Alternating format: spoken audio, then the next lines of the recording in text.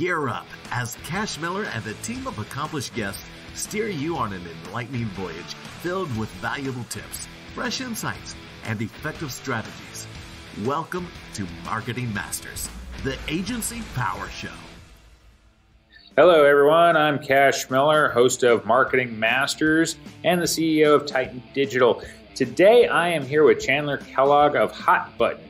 We're going to be talking sales enablement because, like I say, as marketers, we can drive a lot of business to you, but if you don't know how to handle it on the other end because you're not prepared for the influx, that can cause problems and you lose out on opportunities. Chandler, it's great to have you.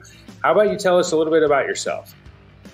Sure, yeah. My name is Chandler Kellogg. My operating title that I use is Director of Growth Marketing at Hot Button, although I do own the agency.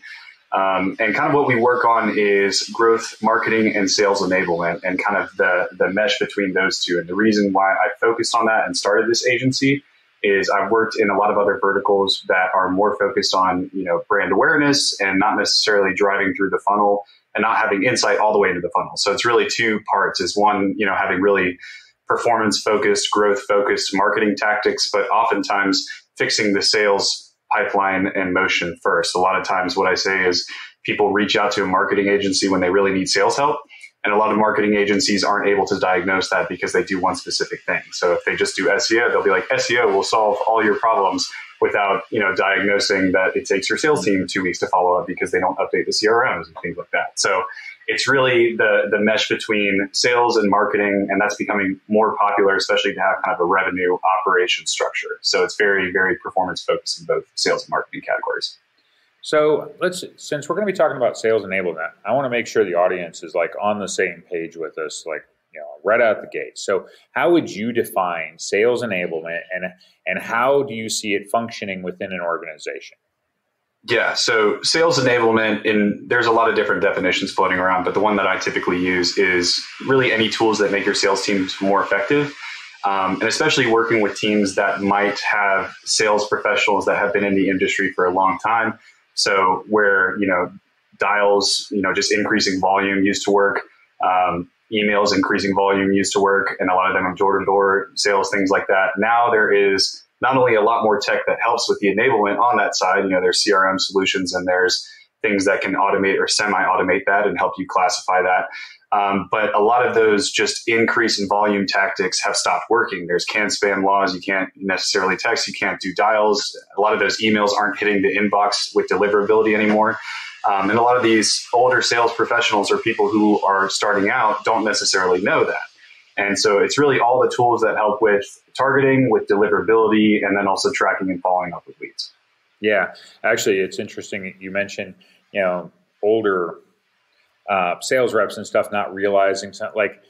I don't know, it's some people get stuck in their ways. I have a friend of mine. He's a really good friend, but he's a little bit older than I am, and no matter what, he's insists on dialing. It's like he doesn't want to do it. Now he wants somebody to do it for him for a venture he's involved in it. And I'm like, dude, it's such a waste of time now. There are certain things and you've got to measure, we have to use different channels, but then once we're getting, into the sales pipeline, we've got to be able to measure which ones are the most effective. It's not just a matter of quantity, okay, but also the quality of what's coming through. And that can vary per channel, right?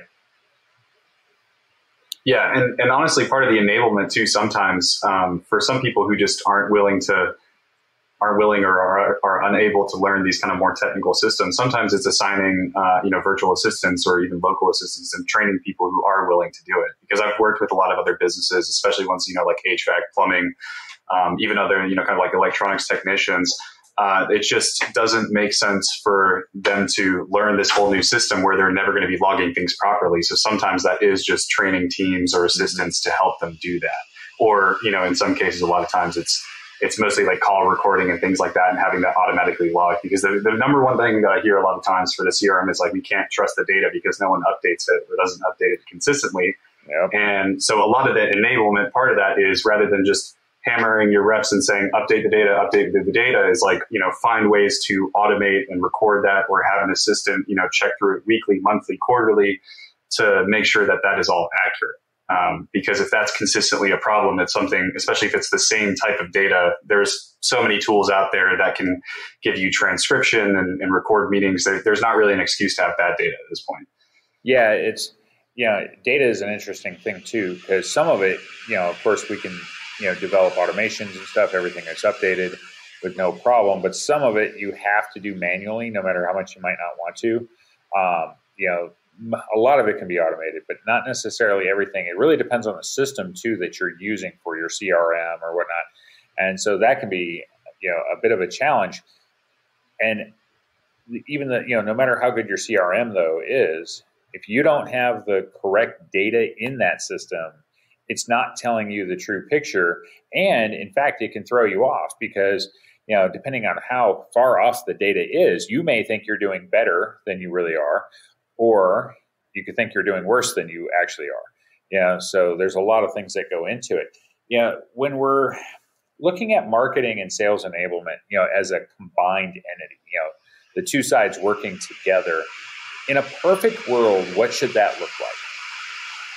I think a lot of the industry too, as well, on the marketing side, everyone's fighting over attribution. And that's, a huge thing that you could get into. But basically, the long and short of it, at least in my opinion, is a lot of the tools that really give you kind of end-to-end multi-touch attribution.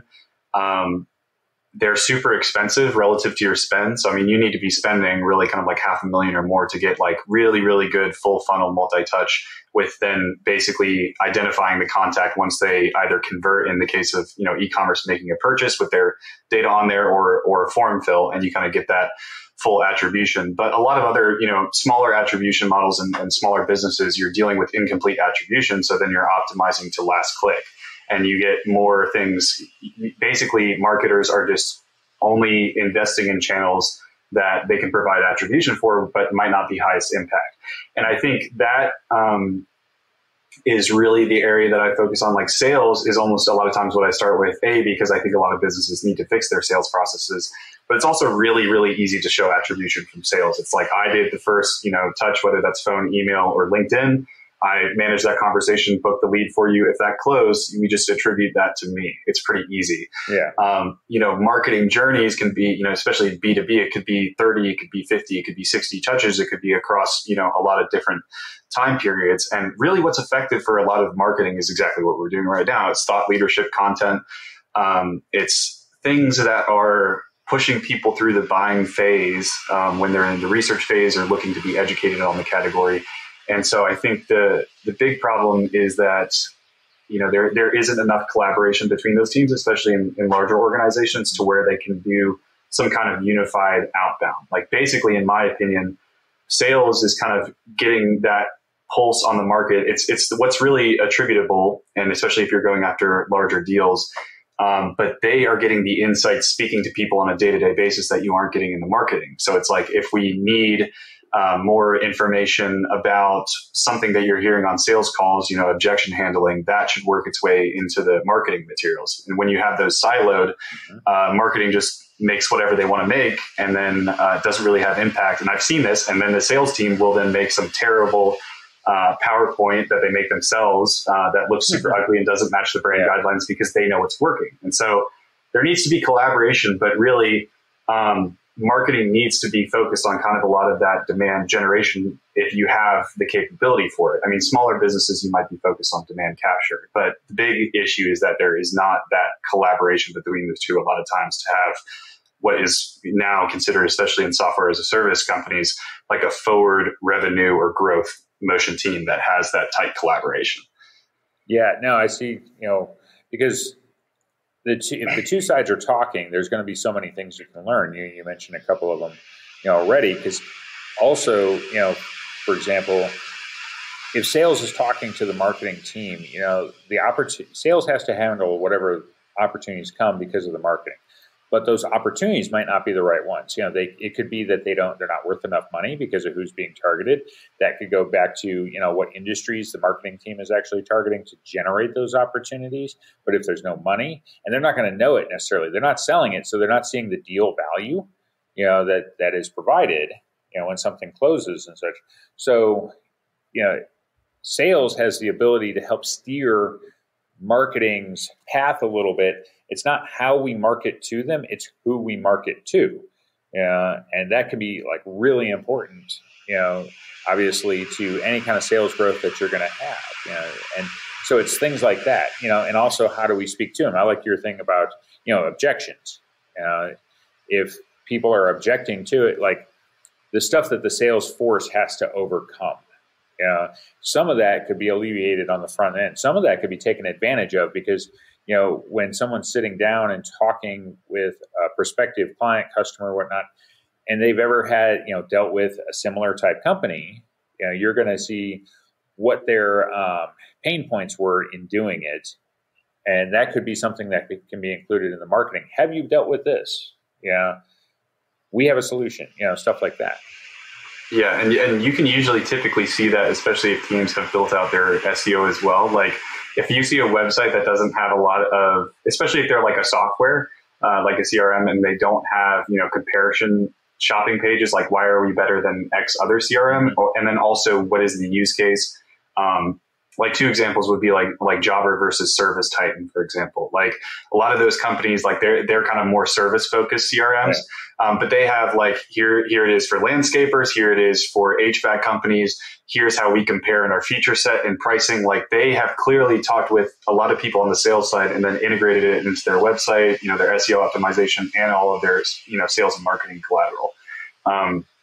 And a lot of times you can see when that isn't happening, even on the consumer side, is that they'll have, either the sales rep or the marketing team. You're like, I couldn't find anything on your website that speaks to pretty common objections, So, I mean, that can be, basically any of the sales insights can either be turned into sales collateral.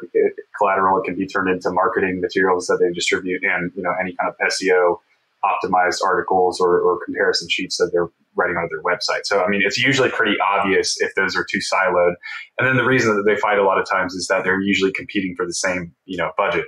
And then depending on who is, the head honcho, if they're kind of more of a sales background person, they're going to lean towards sales and they're scrutinizing everything under marketing. Yeah. And then if it's more led by a CMO, they're like, let's just do a ton more brand awareness stuff and not worry so much about the sales. So to some extent, it really depends on who's in charge of those departments, if they both report up to one person and then what their, background is, marketing or sales. Yeah, sure. They could lean, there's a bias that would naturally be, depending on the background of that person. If they lean sales, I would want somebody probably to lean sales because they have the understanding of, when things are closing, but you don't want such a bias that you're kind of disrespecting the marketing side, because like I say, you have to understand the two are going to work together. And what you mentioned about collateral and stuff too, because you can have this front end message, that marketing is putting out, but if sales is unaware, the simplest thing being like a discount or something, but sales isn't aware that these things are truly going on or how long they last or anything, because it could be marketing ran this for 30 days and then it ended and nobody told sales. And so they're thinking that they can still use it when they shouldn't have, or vice versa. Something was ended and marketing is still running it, and then you have to honor it as a company because you put it out there. There's like numerous ways they need to communicate.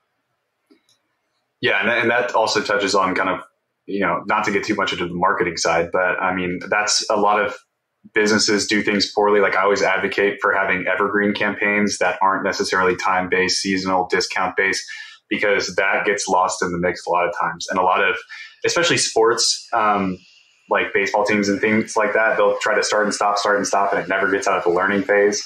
So a lot of that is getting, some of the baseline evergreen stuff that is always on. And then, once you have that dialed in, turning some of the discounts to seasonality, all those smaller campaigns. But yeah, I mean, the lack of communication definitely makes those problems worse. Yeah, similar to sports would be politics. They turn it on during campaign season and then it's all turned off. And, even if somebody was elected or whatever. Yeah, so you see, I say things, as it changes, there has to be communication. Yeah, and you have to, like you said, evergreen, so that it's got longevity to it. Versus, fall season and you're running this special and then it's gone, and then and maybe it was successful, maybe you pull it out again next year.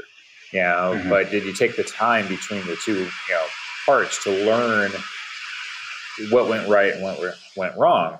as well. That's, again, another communication thing. That goes really for any campaign too. Especially if because large companies are going to have multiple campaigns that will run over the course of a year with different intents behind them and such. But how successful they truly are, say if the sides aren't talking, that's going to be a problem.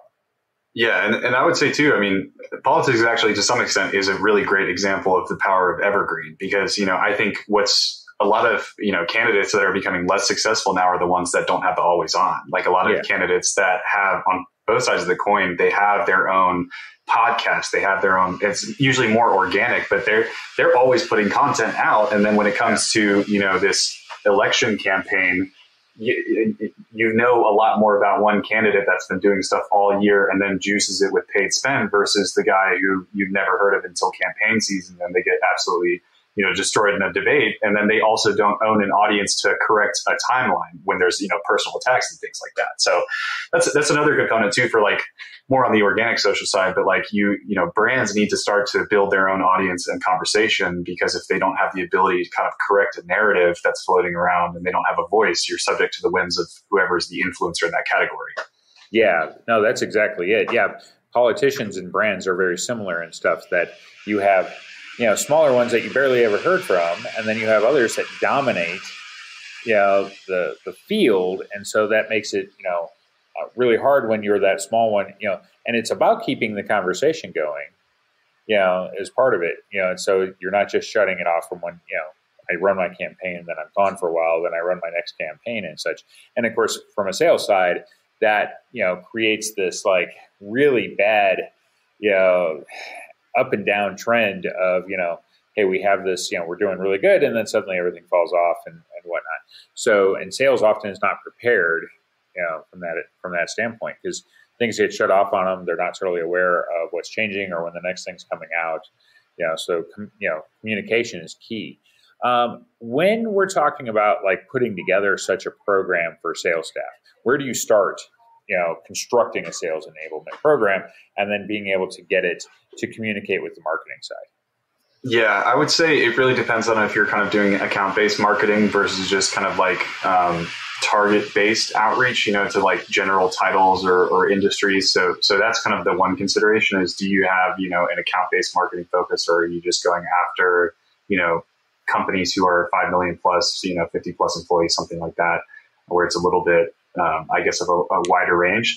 Mm-hmm. And then a lot of that is, I think the biggest thing is the data enrichment side. Like in the past, you used to basically only have access to the data that people would give you, and you'd have these huge multi-step forms that a lot of people would, abandon halfway through the form, and then you never have that data. I mean, now there are forms, and I would say these are some of the things that you want to have on the sales enablement side. A big component of that is data enrichment, that you don't actually have to collect the data every time to be able to use it firmographically.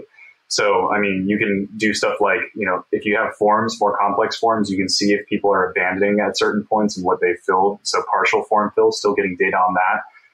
Clearbit and Leadfeeder are good ones too as well. So if you're doing especially account-based marketing and you can see, hey, we're trying to market to, say, Bank of America, and we've had 10 people from Bank of America hit our pricing page, maybe we should be reaching out to the context within that account-based thing, and scoring it appropriately that way. And then even when people submit forms, a lot of times you can get basically first name, last name, job title, maybe the company that they work at, and you can get all the information through any kind of enrichment platform. There's Seamless AI, there's ZoomInfo, and then if you have ones that are tied in with the engagement, you have Apollo, you have Ample Market, you have Reply.io, Outreach.io. A lot of these tools do very similar things, and really what the distinction is between them is some of them have better data depending on the category that you're going into versus others. Sure. So some might not have good coverage in, food and bev and restaurant, but better coverage in medical. And then so sometimes you have to, trial a couple of these before you find the data that you're looking for who you're trying to go after. And then how that, basically ties in with marketing, especially if you're doing really like account-based marketing. I would say the objective is to not necessarily be doing cold outreach, but what I would call, lukewarm outreach, where by the time you're sending an email or a DM or making a call, they've been like, yeah, I've seen some of your, podcast snippets. I've seen a couple of your carousel posts. And a big thing too now that I think is the difference, the way that they used to capture a lot of that contact data is that you'd fill out a form for an ebook download or some kind of informational download where they make you fill in all this information, and then the salespeople call you immediately after. Now you can get data, and I would recommend ungating content. So like, when you're posting on a platform, LinkedIn or whatever, post the whole ebook, post it as a carousel, and then you can see who liked it, who engaged with it. You can engage with people on those posts. And then with tools like Ample Market, for example, is one that I can use, is you can scrape not only your own posts, you can scrape competitors' posts, you can scrape events, and then create a sequence based on like, hey, I saw that you liked, interacted, commented on this. And then it's basically, it's almost warm outreach because you kind of already had a conversation. So in terms of, especially like account-based marketing, that's how kind of sales and marketing overlap. Is sales is based, or marketing is kind of turning that into a warm conversation where they've already interacted with you a couple of times, whoever's in your ICP. And then by the time you reach out in sales, email, DM, phone, they're probably not just going to tell you to, get lost. They're like, oh yeah, I've seen some of your stuff. Let's, I have 15 minutes. Let me hear it, or let's book some time. Yeah. That's, a lot of people like giving away more information and such, like you're mentioning, it's a lot of times that can help, really warm it up, but the marketing side needs to know to do it. And then it's building up a brand awareness for the sales so that when they do a direct outreach, so, tying, getting the two to work together like that, certain things marketing can do, because not all marketing, what they're putting together, especially material wise and stuff, it's not all going to be, visual ads and things, or, video or something like that, where it's, seen on Hulu or something. It's not all, related to that. It can be something more direct. They're doing it in social and they're giving away this piece and stuff. And then these other people, they start doing direct messages to them. It gives them, more of that warm opening than if it was just straight, a cold email or something. Yeah. And when I'm talking kind of like about hit rates too, I mean, if you're evaluating marketing and sales, I mean, you're looking at, open rates, response rates, things like that, like pure cold, where they've never heard of you, never interacted with you, and say you don't have a very good internet presence.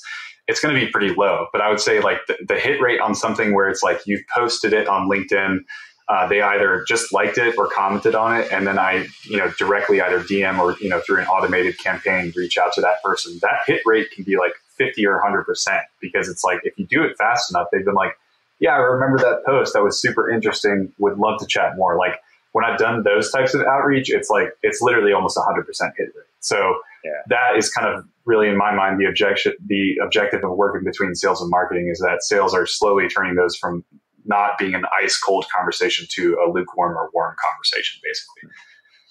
So, okay. So if you're trying to turn these, conversations, and just overall, we're talking about two separate areas of a business. When you've got your marketing and you've got your sales. So how do you go about setting goals where, you can combine the two?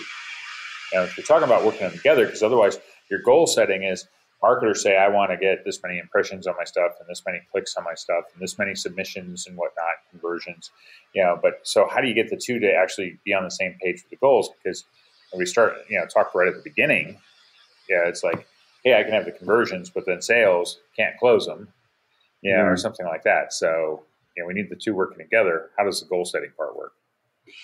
Yeah, I mean, ultimately, the real goal for any business is, close won deals and size of those deals. And then also what honestly a lot of sales teams forget about is then the churn rate afterwards. Like if you overpromised and under delivering, it was a monster deal and they churn, a lot of people forget about the loyalty and advocacy part of the funnel. It's not just up to the conversion. So that's one aspect, is not only optimizing to whatever your, closed won revenue target is, your deal target, but also like, are those people continuing to be satisfied, or are CS teams saying, hey, you overpromised a bunch of stuff and they're going to churn at the end of 1 year. It wasn't a good fit, or they canceled, if it's something that they're able to cancel. So in terms of KPI setting, I mean, I think you have leading indicators on the marketing side. So I mean, to some extent, you're optimizing for, deliverability, for open rates, or for click-through rates, engagement rates, watch time, things like that, some leading indicators.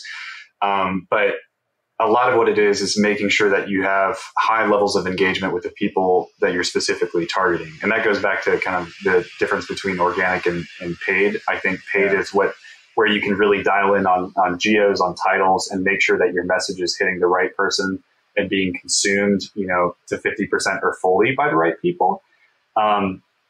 So those are kind of basically the leading indicators on the marketing side. And then, you want to be comparing those through the full funnel, and then even probably like a year post-close is like, are they still happy with us? Have we expanded this account? Have they churned? Are they unhappy? And then on the sales side is like, what is the messaging that moves people through the funnel?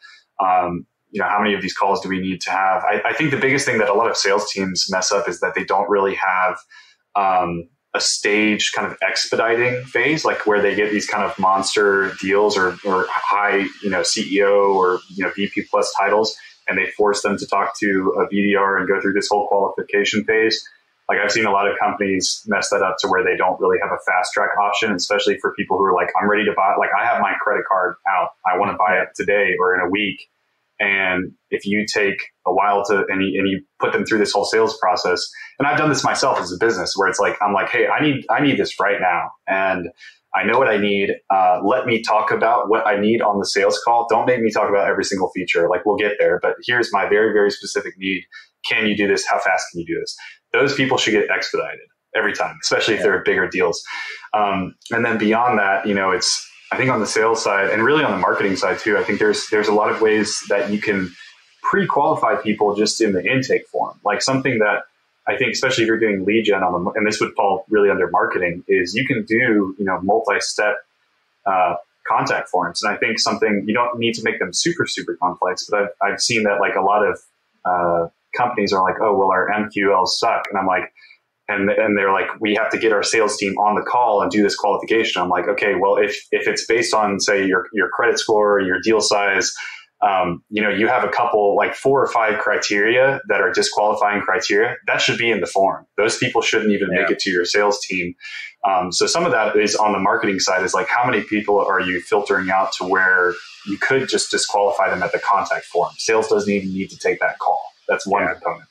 And then sales, then it's moving people through the line, either getting them more information, educating them on the category, or if they're like, buy right now, let them buy right now, Yeah, I think you make a good point about things that disqualify people, because otherwise on the marketing side, you end up showing more opportunities than are legitimate, So if you have more disqualifiers, whether marketing likes it or not, you want to do things that will actually eliminate people, with the idea that the sales time is going to be better spent, because while it's a lower number, they're going to have a higher chance of doing something, and they're not wasting their time on, opportunities that are just not any good.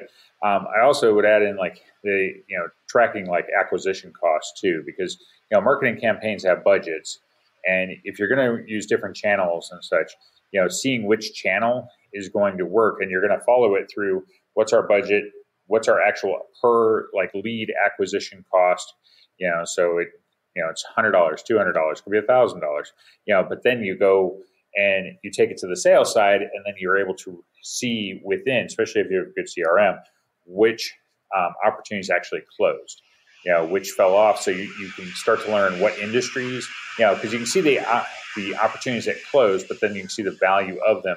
And then you can start saying, well, I invested, each one we close is $100 or something, that we invested in that particular channel, but it was worth X amount of dollars. And then you can see, which ones are going to be better to go after, because you're honing it in, but I say, that's why you got to see the other side of it. You could say, hey, we've got our acquisition cost down to $30. Great. But nothing closes. So it doesn't really matter.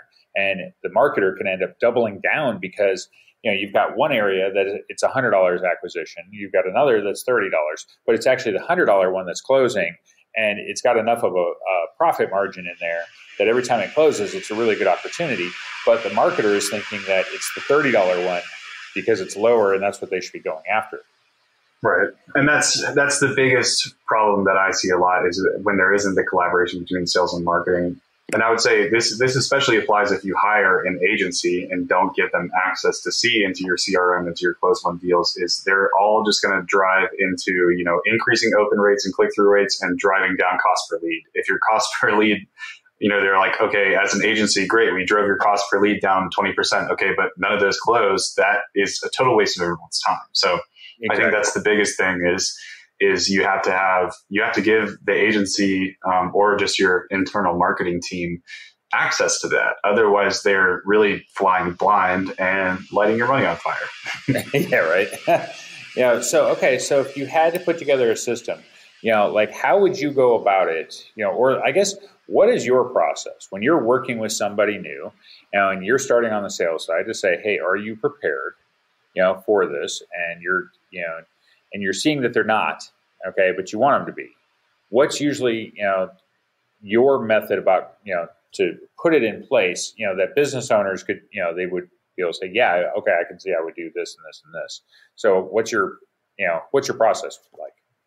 Yeah, I would say it's typically two mistakes that I see a lot in terms of the targeting, especially if they just let it, if you're just kind of an order taker rather than order maker. That's something that I say a lot as well, is they either all want to hit only C-suite every time. And a lot of people don't realize, especially the larger company you have, they have staff below. Not only are they going to filter you out and probably not take that conversation, the C-suite, even if they're the people who hold the purse strings, they're not the people who are your champions through the deal. So it's kind of mapping out that buying committee and realizing that they are two different people, but you're usually looking for an intro, and then you're looking for a champion, and then you're looking for who holds the purse strings, depending, especially if you have more complex deal cycles. So I think a lot of people always miss that first intro, and you can hit really junior people. I mean, you could almost hit like interns and just be like, hey, it's someone that you can get on the phone and be like, make me, they're on board. And then you're like, okay, who should I speak to at the manager level, whatever, and make the intro, or, start at kind of the manager level, or the person who really feels the pain point, the person who's going to be using the CRM,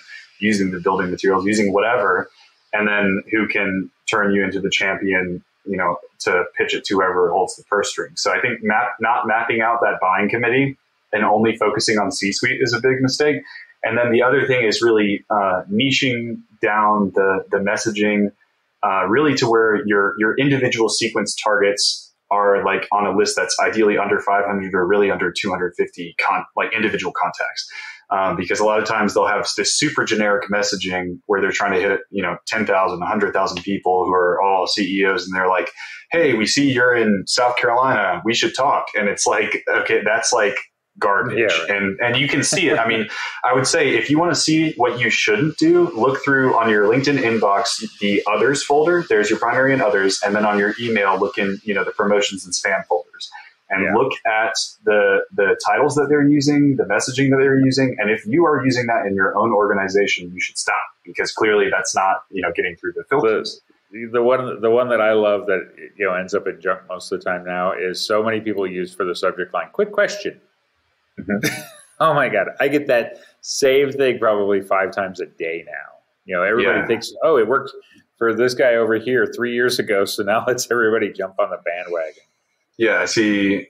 Quick question, done for you, white labeled, 15 to 30 qualified leads into your inbox. Like those are, and that's what I tell people is like, look through your own spam or think about the conversations that you had that were bad and figure out, are your, sales and marketing teams doing that?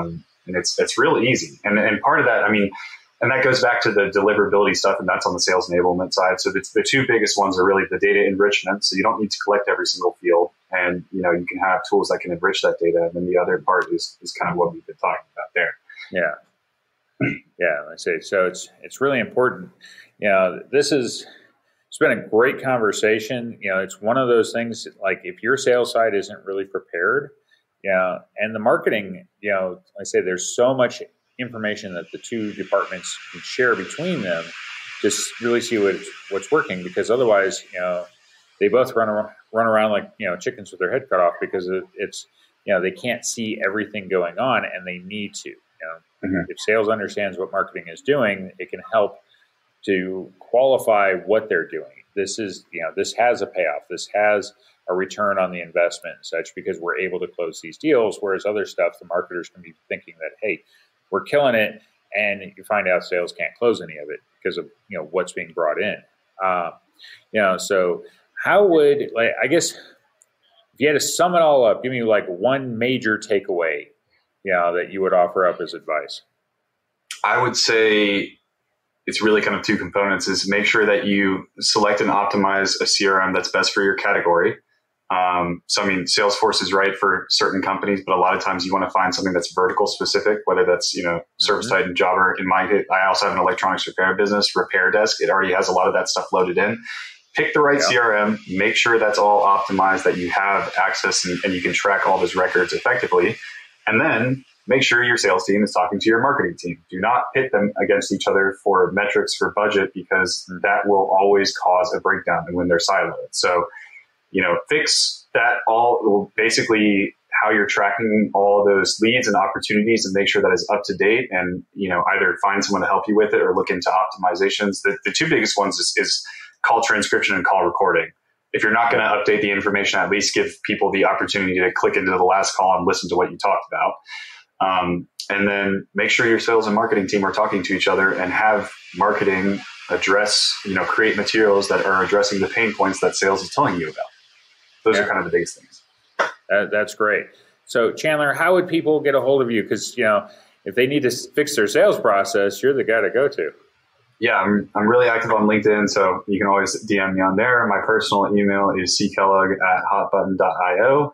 And then I also have booking links on my website, and it's also in my LinkedIn bio. So that's through HubSpot. And that's also another one that I would add too. If you don't have an easily accessible booking link, HubSpot, Calendly, whatever else, that's a huge one. If you're going back and forth, you will lose so many deals trying to schedule time through multiple touches. And I would say the only tempering thing on there is there's certain people that are really ego focused. I don't know if you've ever seen these discussions with venture capital. They're like, if you send me a Calendly link, I take that as disrespect. So the way that I usually temper that is I'll be like, tell me some dates and times that work for you, or otherwise, if you want to save some back and forth, here's my booking link. If you don't have that built in, that is something that you absolutely need to build into your process. It should be really easy to book time with you. Yep. Okay, well, these have been some great tips. That's a wrap on this show. Again, I am Cash Miller. I'm the host of Marketing Masters and the CEO of Titan Digital. I've had Chandler Kellogg with me of hotbutton.io, and this is great.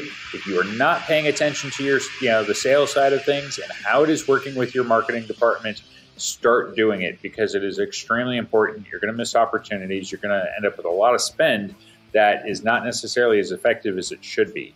So make sure, take that in-depth, deep dive into your organization, see what's going on.